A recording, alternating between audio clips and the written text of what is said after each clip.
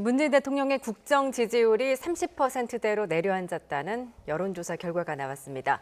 문 대통령 취임 이후 최저치로 떨어지면서 여권의 비상이 걸린 모양새인데요. 급격한 민심 이반, 그 원인은 무엇인지 진단해 보겠습니다. 현근택 변호사, 이현종 문화일보 논설위원 나오셨습니다. 안녕하세요. 네, 안녕하세요. 안녕하세요. 예, 문재인 대통령의 국정 운영 지지율 취임 이후 최저치로 떨어졌는데 8월 둘째 주 갤럽의 여론조사 결과 함께 보시겠습니다.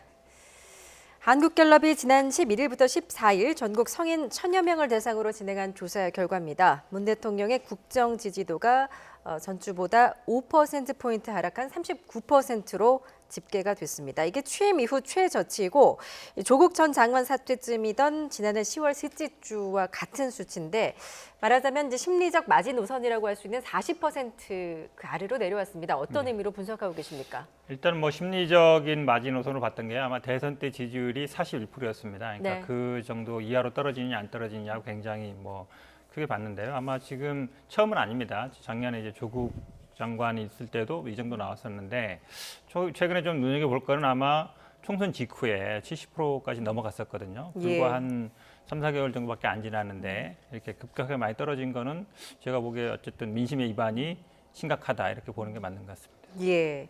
사실 이런 지지도는 추이가 중요한데 총선 직후에는 70%를 넘겼던 지지율이 그야말로 석 달 만에 30%가 넘게 빠졌거든요.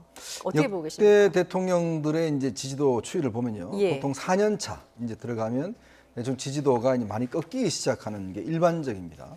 뭐 대통령 전직 대통령들에 따라 좀 다 수치는 다르긴 하지만 그렇다도 문재인 대통령은 나름대로 지지율을 굉장히 견고하게 유지해 왔던 경우입니다. 특히 아마 집권 때부터 시작해서 지금까지 특히 지난 5월 1주차 같은 경우는 이제 이 총선 직후에 71%까지 지지율이 뛰었지 않습니까? 예. 그 이후에도 사실 어떤 면에서 보면 40%대 같은 경우는 뭐 역대 대통령들 비교해서 꽤 괜찮은 지지율이었어요. 네. 근데 지금 이제 39%로 내려가면서 이게 어떤 면에서 좀 심리적인 충격도 있는 것 같습니다. 이게 왜냐하면 이제 문재인 대통령 지지율은 거의 40%를 물론 뭐 조사 결과마다 다릅니다만 그냥 40%를 내려가는 것 자체가 굉장히 충격이고 왜냐 아까 말씀하셨지만 이게 이제 자신이 대선 때 얻었던 표보다 떨어지는 게 이제 상당히 문제고 또 하나는 이게 이제 당 지지도와 또 어떤 연계해 봤을 때 네. 이제 그동안 항상 보면 대통령의 지지도는 당 지지율보다 높았어요. 그러면서 뭔가 당을 이끌어가는 그런 측면이 있었습니다.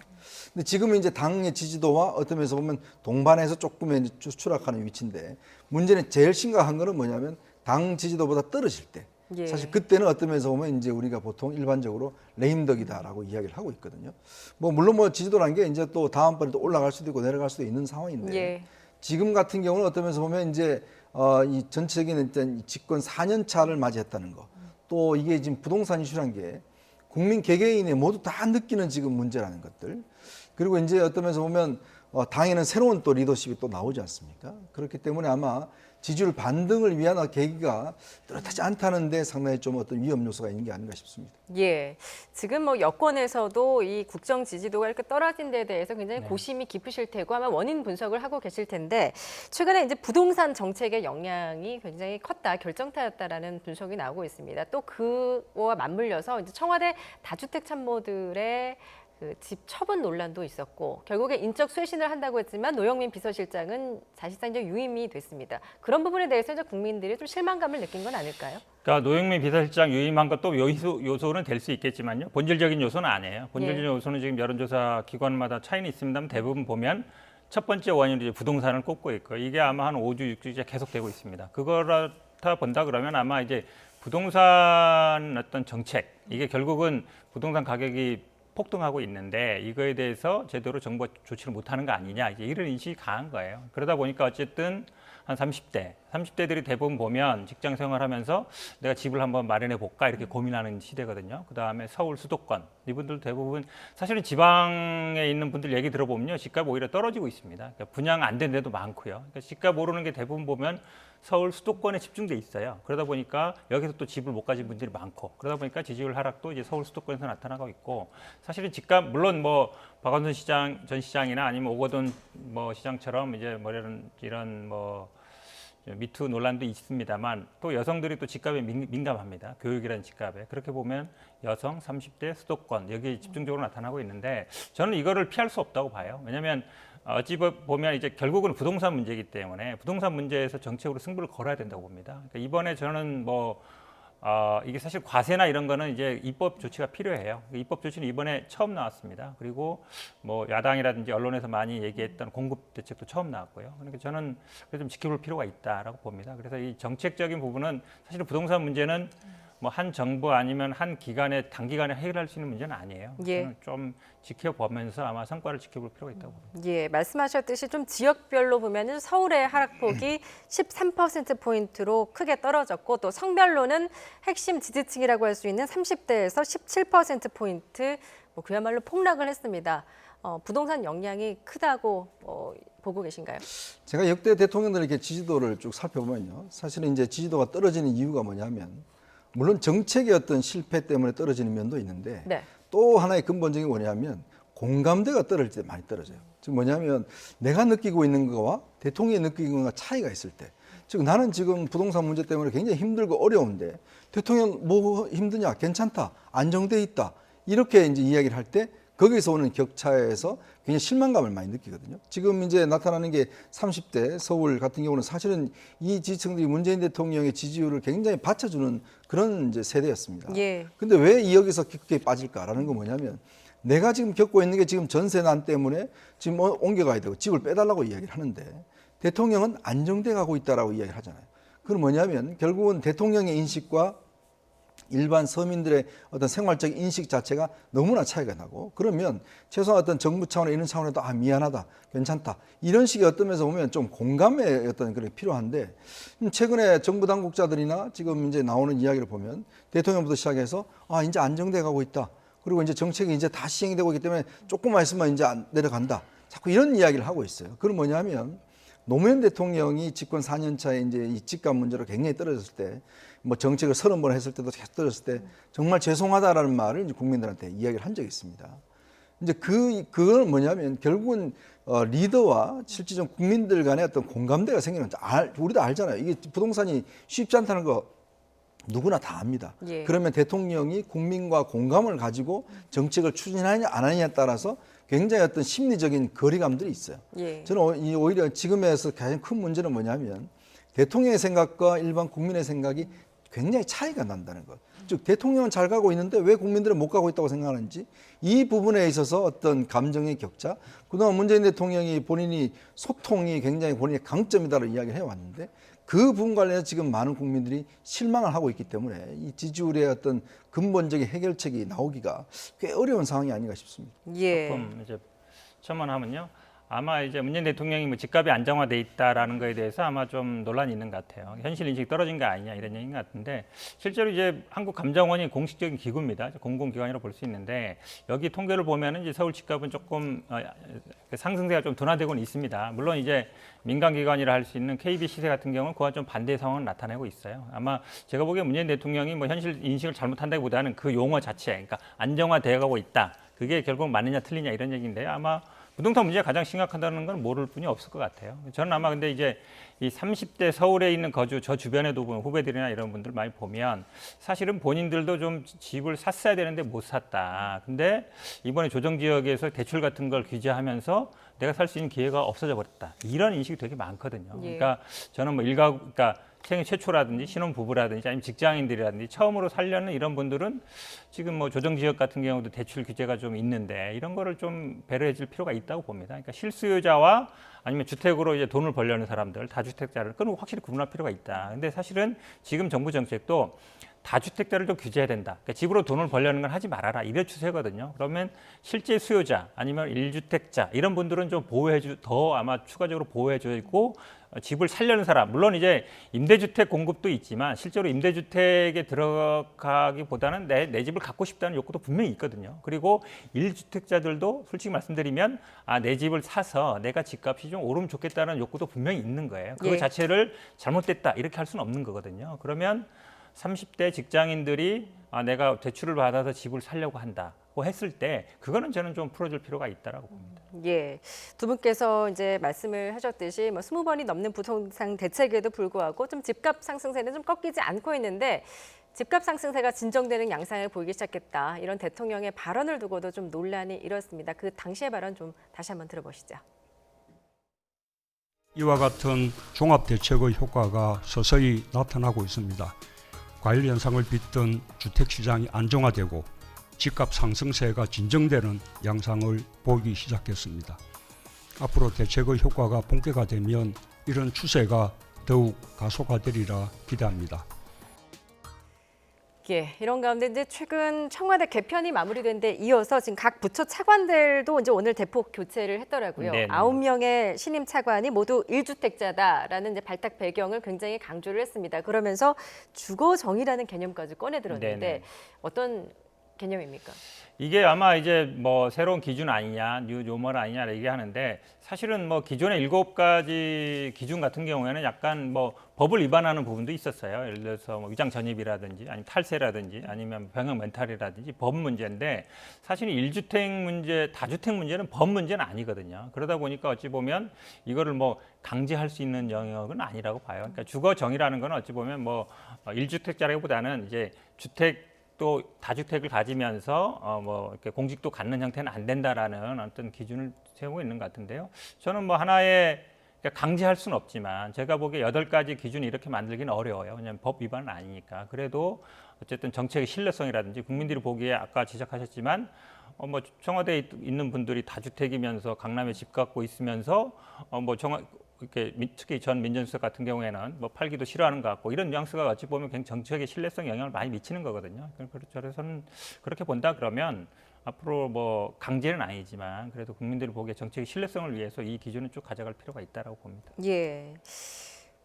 정부가 이제 다주택자를 바라보는 좀 시선에 대한 지적도 좀 나오고 있는 것 같습니다. 청와대는 이제 다주택자 제로의 상황이 곧 올 것이다 이렇게 말을 하기도 했는데 다주택자를 청와대가 너무 적으로 몰아가는 경향에 대해서 일각에서는 이에 대한 또 비판의 목소리도 있거든요. 아니 그렇죠. 이게 지금 1주택자 그럼 주거 정의냐, 그럼 2주택자는 주거 불이냐 이렇게 지금 구분할 수가 있는 거예요. 예. 그러니까 지금 뭐냐면 예전에 이 최저임금 같은 경우도 1만 원이 정의다. 이렇게 지금 어떤 프레임을 짜고 이야기를 했지 않습니까?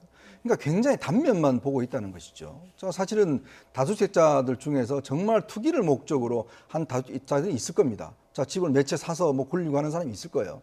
근데 지금 청와대에 있는 이 다주택자들 대부분 보면 사실 이분들이 지금 투기를 하는 분들이 아니거든요. 예를 들어서 지금 김혜숙 지금 그 인사수석 같은 경우는 부산에 살고 계세요. 자, 부산에 살고 있다가 지금 서울 근처에 오산에다가 집을 또 하나 마련했단 말입니다. 자, 그리고 예를 들어서 지금 세종시에 근무를 하고 있는데 또 서울에도 근무를 해야 되니까 그걸 근무를 했고 또 부모님을 모시게 돼서 집을 하나 더 있고 자, 이런 사람들을 나쁜 사람이다, 불의한 사람이다 이렇게 이야기할 수 없는 거잖아요. 그러니까 본인들이 세금 다 내고 있고 다 부담하고 있습니다. 자, 근데 이 사람들을 잘못된 사람이다라고 몰아가는 것, 프레임을 짜는 것들. 그러니까 이것 자체가 처음부터 저는 작년에 이미 그 청와대에서 자꾸 다주택자들을 팔아라고 어떤 공적으로 이야기한 것 자체가 저는 좀 잘못했다고 보는 거예요. 그건 뭐냐면 그런 기준이 될 수 있는 거예요. 공무원들을 예를 들어서 정말 이 사람이 집을 여러 채 가지고 있으면서 정말 어떤 투기를 하고 있다. 그러면 당연히 어떤 처벌을 받게 되겠죠.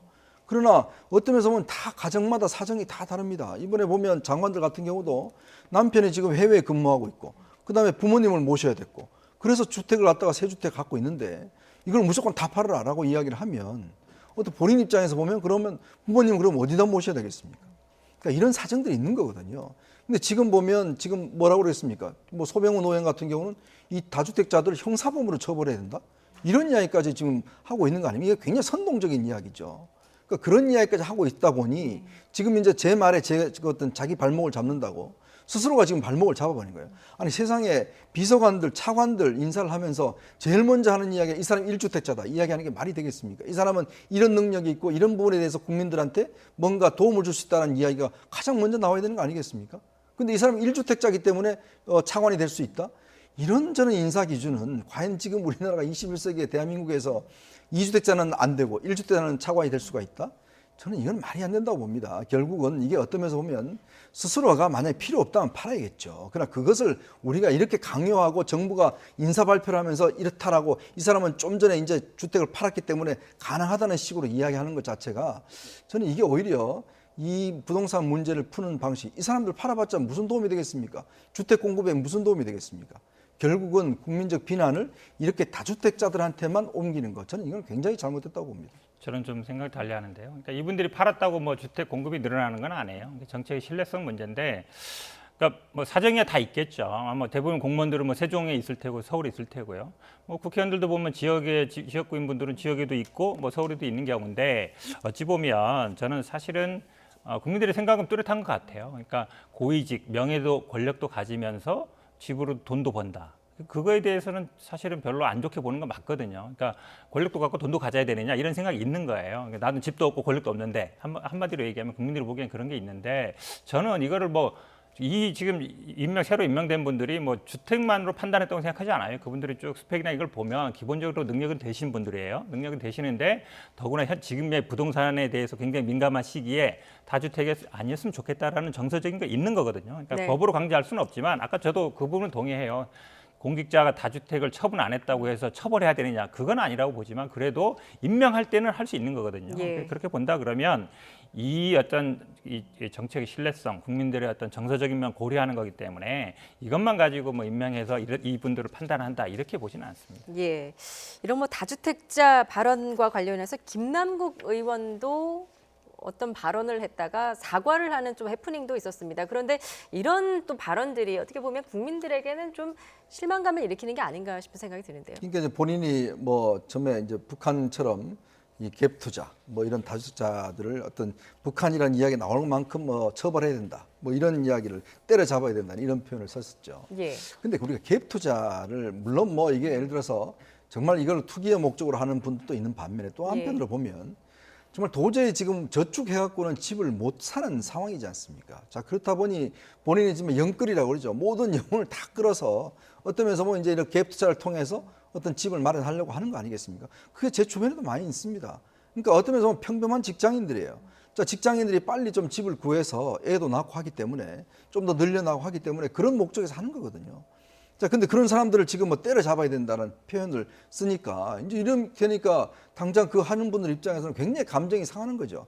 더군다나 이제 초선 의원이 이제 국회에 들어와서 저렇게 이야기를 해버리면 사실 이 듣는 국민들 입장에서는 얼마나 마음의 상처가 있겠습니까? 자, 그러니까 본인이 지금 뭐 여러 가지 뭐 말을 많이 하는데 저도 뭐 잘 아는 분이지만 그러나 정말 말조심을 해야 돼요. 그리고 예. 또 이것이 국민들에게 어떤 상처를 입힐지 본인은 예전에 평론가나 변호사 할 때 이야기 다릅니다. 국회의원 하면 그 이야기 자체가 국민들한테 어떻게 다가갈 것인지를 충분히 생각하고 또 이 정책이 됐을 때 과연 어떻게 받아들일지 이걸 생각하고 이야기를 해야 되는 거거든요.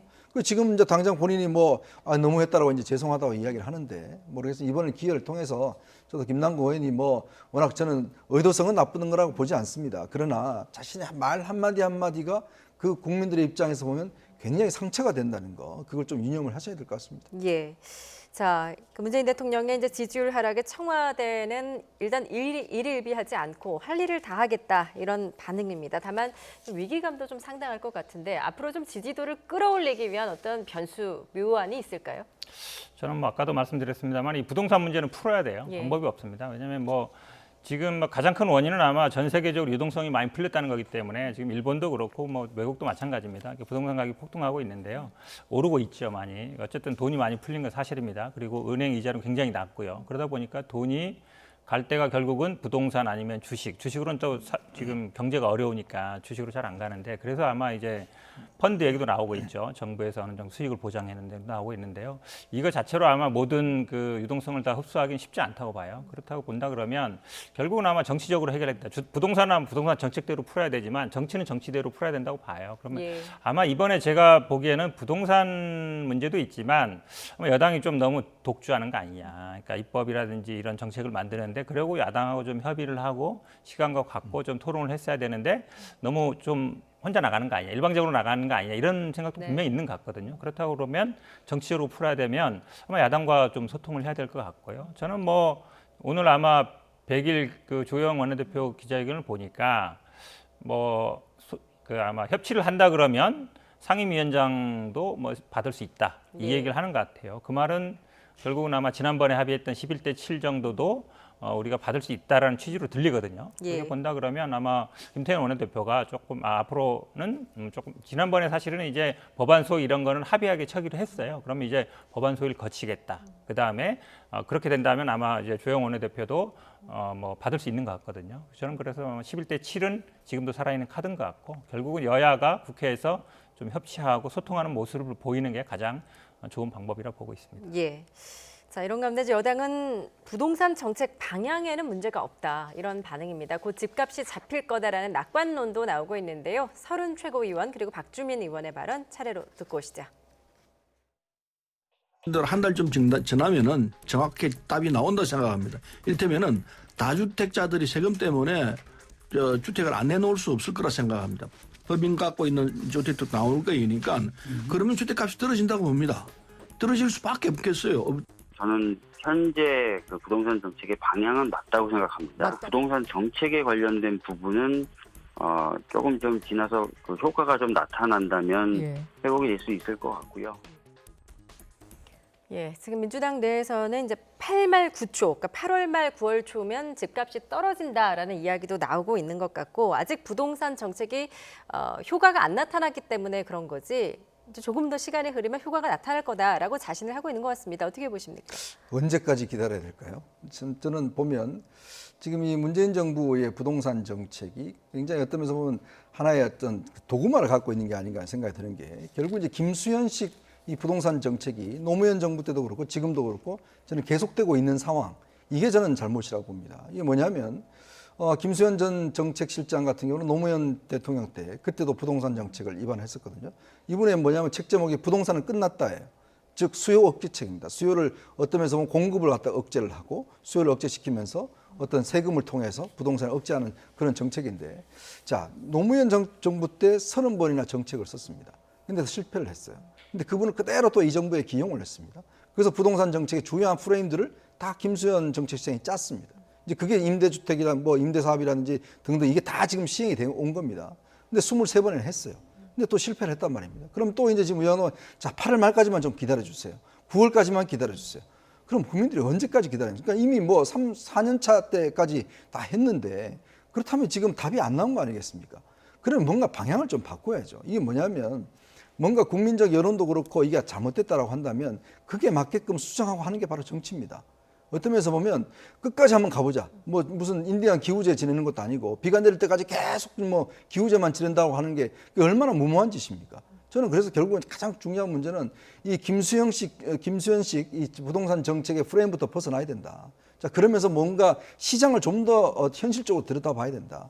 자, 사람이란 게 기본적으로 서울이란 게 김수현 정책실장은 이제 점점 수요가 줄어들 것이라고 봤는데 그게 아니지 않습니까? 점점 좋은 곳에 여건이 좋은 곳에 살려고 하는 게 있잖아요. 근데 이 정부가 어땠습니까? 특목고 없애버렸죠. 뭐 자사고 없애버렸죠. 그런 어떤 면에서 보면 강남을 점점 더 강남에 더 가치가 높게끔 만들어버렸어요. 그러니까 모든 정책이 한꺼번에 시행이 돼야 되는데 실제로 그렇지 않는 방향으로 지금 가고 있는 거거든요. 자, 그러면서 본다면 당장 8월 말 9월 초를 기다릴 게 아니라 정말 현실적으로 솔직하게 한번 이 정책을 되돌아보고 정말 잘못한 게 있다면 사람도 갈고 정책도 바꾸고 하는 게 지금 뭐 얼마 남았습니까? 이제 문재인 정부 얼마 안 남았습니다. 그러면 과연 1년 몇 개월 동안 부동산 정책이라는 게요. 금방 바뀌지 않습니다. 효과 나지 않거든요. 1년 만에 뭔가 나오지 않거든요. 그러면 8월 말까지 결론 안 나오면 안 좋아지면 그때까지도 안 떨어지면 그때는 또 뭐라고 그러겠습니까? 저는 그러면서 본다면 자꾸 희망 고문하지 마라. 그러면서 현실을 좀 더 정확히 봐라. 저는 그런 조언을 드리고 싶습니다. 예, 이쯤 뭐 되면 희망 부동산 고문하는 정책 게 아니고 예, 패러다임을 좀 사실은요, 바꿔야 된다. 정책을 바꾸라는 예. 얘기인데 이번 아마 이 큰 방향에서 방향이 맞다는 게 보면 다주택자를 규제하겠다. 규제가 사실은 어찌 보면 이번에 가장 큰 규제는 세금이에요. 근데 세금 규제는 법으로 해야 됩니다. 어쨌든 정부 저걸로 할 수 없는 거예요. 예. 근데 이번에 처음 들어온 거거든요. 사실은 그동안 어찌 보면 저는 뭐 제대로 된 아마 다주택자 규제를 하지 못했다라고 보는 게 맞는 것 같고요. 공급정책도 이번에 처음이었고 지금 아마 물론 8월 말 9월 초가 될지 모르겠지만 지금 아마 다주택자들한테 매각 시점을 잡은 건 내년 6월 1일입니다. 왜냐하면 그때 기준이 재산세 부과 기준이거든요. 그렇게 본다 그러면 시장이 물론 부동산 시장이라는 게 당장 뭐 한두 달 만에 뭐 안정화되거나 떨어지지 그러지는 않습니다. 어쨌든 이번에 큰 방향은 다주택자들이 보유세, 재산세라든지 종부세는 강화시킨 거예요. 네. 그리고 어쨌든 그때까지는 좀 유예를 해준 거거든요. 그다음에 임대사업자들. 지금 아마 아시겠지만 임대사업자가 50만 되는데 이분들이 갖고 있는 게 한 150만 채 정도 됩니다. 예. 대부분 서울에 반 이상 몰려 있어요. 이분들이 좀 매각하게끔 하는 거거든요. 그렇게 본다고 그러면 저는 큰 틀에서 다주택자들은 좀 규제하고 실수요자라든지 1가구 1주택자들은 좀 보호하는 정책, 저는 그 방향 맞다고 봅니다. 물론 예. 시기적으로 뭐 8월 말 9월 초를 명시할 수는 없지만 그래도 어쨌든 다주택자들이 시장에 집을 좀 내놓을 방향으로 갈 건 맞는 거라고 보고, 그렇다 본다 그러면 가격은 좀 더 안정화되지 않겠냐라고 저도 보고 있습니다. 예, 그렇게 해서 정책 효과가 나타나면 이제 지지율도 다시 반등할 것이다라고 보시는 저는 그렇게 겁니까? 보고 있습니다. 왜냐하면 예. 가장 큰 원인이 부동산이기 때문에 결국은 부동산이라는 게 어느 정도 안정화가 돼야 되거든요. 네. 물론 지금 말씀처럼 뭐 강남에다가 엄청나게 많은 공급을 해줄 수 있으면 좋겠지만 그렇다고 해서 그린벨트를 해제해서 거기다 다 아파트를 지을 수는 없는 거거든요. 예. 그러면 어느 정도 수요 억제도 필요해요. 그리고 다주택자 지금 어찌 보면 많은 분들이 부동산으로 돈을 버는 아니면 임대 수입으로 살아가는, 그래서 부동산이 자유롭게 오르면은 자산을 늘리는 게 어느 정도 큰 제재가 없었거든요. 그동안 예. 세금도 많이 부과하지 않았고. 근데 그러지 말아라는 거거든요. 근데 이런 정책을 바꿀 때는 어느 정도 인상이라든지 아니면 그거에 따른 부작용이 있게 마련입니다. 이게 잡아가는 데 시간이 걸려요. 근데 저는 뭐 이번에 큰 틀에서는 어쨌든 다주택자를 규제하는 방향은 제대로 잡았다고 보고, 처음으로 한 조치이기 때문에 시간은 좀 걸리지만 정착돼 다 갈 것으로 보고 있습니다. 예. 자, 어제 리얼미터 여론조사에서는 이제 통합당과 민주당의 지지율이 역전됐다라는 소식 이제 어제 이 시간에 전해드렸었는데, 오늘 갤럽 조사 결과도 좀 살펴보도록 하겠습니다. 더불어민주당이 33%, 그리고 미래통합당이 27%, 역전된 건 아닌 걸로 나타났지만 지금 6%포인트 차이로 그야말로 2016년 국정농단 사태 이후에 최소 격차를 나타냈습니다. 그리고 보면은 이제 변화의 직접적인 원인이 이제 중도층과 무당층, 그러니까 지지 정당이 없는 무당층도 한 27%에 달했거든요. 이런 결과에 대해서는 어떻게 분석하고 계십니까? 물론 뭐 리얼미터와 갤럽은 일단 표본이 다르기 때문에 사실 리얼미터는 갤럽은 지지율 격차가 꽤 컸습니다. 예. 그러니까 리얼미터는 뭐 이미 이제 이 뒤집어진 경우도 나타나기 때문에, 물론 그거는 이제 한 여론조사 기관을 봐야 되는데, 지금 이제 갤럽 조사만 놓고 보더라도 통합당 지지율이 꽤 많이 올랐어요. 이전까지의 특징은 뭐냐면 예를 들어서 민주당의 지지에 어떤 불만을 느낀 분들, 이런 분들이 나오면 대부분 무당층으로 가버립니다. 즉 뭐냐면 통합당의 지지율이 안 올라요. 이제 그러면서 오히려 더 무당층들이 층만 더 넓어지는 거거든요. 그럼 뭐냐면 내가 민주당은 싫은데 통합당은 더 싫다, 가기 싫다는 거예요. 결국 내가 그냥 유보를 하는 거죠. 이제 그 층이 이제 그동안의 트렌드였다면, 지금 이제 나타난 트렌드 뭐냐면 이분들이 야당으로 간다는 겁니다. 이제 그건 뭐냐면 한편으로 이제 자신의 어떤 야당도 이제는 자신이 지지할 만한 정당이다라고 생각하는 게 저는 굉장히 큰 변화라고 봅니다. 그건 뭐냐면 이제 정당이라는 게 제일 중요한 게 이제 수권 정당으로서 어떤 면에서 갈 수 있느냐 마느냐인 거거든요. 네. 근데 지난번까지 예를 들어서 미래통합당은 수권 정당으로 국민들이 여기지 않았다는 거죠. 근데 지금은 이제 그렇게 어떤 면에서 수권 정당으로도 여길 수 있다라는 걸 보여주는 것이고, 또 하나 뭐냐면 결국은 지금의 미래통합당이 뭐 잘해서 지금 올라간 게 아니거든요. 결국 뭐 누구 아주 극한적으로 비판한 분들은 정말 숨만 쉬고 있었다라고 이야기를 하는데, 결국은 민주당이 그동안 보여줬던 것들, 지난 4.15 총선 이후에 결국 뭐 많은 힘이 커졌죠. 176석이 되는 거대 여당이 됐지만 결국 일방통행을 해왔지 않습니까? 근데 우리나라 국민들이요, 보시면 이 오만한 것에는 굉장히 어떤 면에서 보면 좀 거부감을 많이 느끼신 거예요. 역대 쭉 제가 한 30년 동안 정당을 이렇게 쭉 취재를 해보면 오만한 정당에 대해서는 국민들이 굉장히 등을 많이 돌립니다. 근데 지금 여당이 총선 이기고 난 다음에 해왔던 모습들이 바로 그런 모습이었거든요. 그러면서 이제 야당 같은 경우는 개파 갈등이 일단 없어졌죠. 김종인 위원장 올 때. 또 예를 들어서 예전 같은 막말이 없어졌어요. 이제 그러다 보니 뭔가 특별한 건 없지만 그래도 일단 좀 조용하고 또 막말이 없어지고 하니까 나름대로 그런 지지를 하는 것인데, 물론 이제 앞으로는 또 봐야 됩니다. 뭐냐면 통합당이 얼마만큼 정책적 대안을 내느냐. 최근에 이제 정강정책을 이제 바꿨지 않습니까? 예. 이제 그런 것들이 얼마만큼 이제 구체화되느냐에 따라서 달라질 텐데, 어쨌거나 여당은 이번 여론조사 결과에 굉장히 긴장을 해야 될 겁니다. 예. 자, 뭐 이런 가운데 이제 21대 국회 첫 원내 사령탑이죠. 더불어민주당 김태년 원내대표, 그리고 주호영 원내대표가 나란히 취임 100일을 맞았습니다. 각각 어떤 메시지를 냈는지 직접 듣고 오시죠. 내일은 75주년 광복절입니다. 독립선열들의 숭고한 희생과 헌신에 감사하는 마음으로 광복절을 맞이합니다. 일본 정부가 지금처럼 계속 역사를 부정하고 책임을 회피한다면 한일 관계는 미래로 나아갈 수 없을 것입니다. 일본이 잘못을 인정하고 피해자들께 진심으로 사죄할 때 미래지향적인 한일 관계가 성립될 수 있습니다. 탄핵 이후 처음으로 저희 당 지지율이 민주당을 초월했다는 여론조사 보도가 나오면서 하루 종일 화제가 되었습니다. 오직 국민만을 바라보며 한 발 한 발 조심스럽게 걸어가고 있는 저희들에게 이제 비로소 국민들께서 다시 마음을 주고 계시는구나 하는 생각을 하고 있습니다. 김태년 원내대표는 이제 지지율에 대해서는 이제 네네. 언급을 아예 하지 않았고요. 주호영 원내대표는 좀 반색하면서도 표정 관리에 나선 모습입니다. 이제 조금 전에 무당층이 통합당으로 실제 흡수되는 모습을 보이고 있다라고 분석을 해주셨는데 어떻게 보십니까? 뭐 저도 그렇게 봅니다. 왜냐하면 예. 최근에 뭐 물론 실천의 문제이기는 합니다만 이제 그 미래통합당에서 여러 가지 제시하고 있어요. 정치적으로 보면 의미 있는 그러니까 기본소득을 정강 정책에 넣고요. 그다음에 뭐 사선 연임 제한도 아마 제한하고 있습니다. 그리고 오히려 선거 출마 자격을 18세로 낮추겠다. 지금은 이제 투표권이었는데 이거는 뭐 정의당에서 제시하던 거였어요. 네. 광역 기초의원을 통폐합하겠다. 그리고 어찌 보면 국민들이 정치에는 뭔가 변화를 원합니다. 그러니까 정치에 대해서 어찌 보면 뭐 좋은 건 아닙니다만 많은 국민들이 정치에 대해서 불신이 많기 때문에 뭔가 변하길 바라요. 이런 것들을 제시하고 있거든요. 이게 어찌 보면 물론 2012년에도 뭐 경제민주화를 들고 나왔다가 실천이 잘 안 된 경향이 있는데 김종인 비대위원장이 그래도 이거를 물론 저는 뭐 끝까지 밀어붙여서 할지 안 할지 모르겠지만 그래도 신선한 면을 보여주고 있거든요. 예. 그러니까 이게 어찌 보면 이제 좌클릭이라고 볼 수 있는 건데 정치에 대한 변화를 던지고 있다. 정당이라는 건 사실은 희망을 던지는 거거든요. 그런 면에서 본다 그러면 우리 민주당 같은 경우에는 이게 좀 분발할 필요가 있어요. 왜냐하면 지금 전당대회 기간이거든요. 전당대회 기간 중인데도 이슈를 선점 못하고 있거든요. 이런 면에서 본다 그러면 변화의 필요성이 오히려 미래통합당에서 제시하고 있는 부분들을 좀 저희 민주당에서 좀 유의 있게 봐야 된다라고 보고 있고요. 아마 예.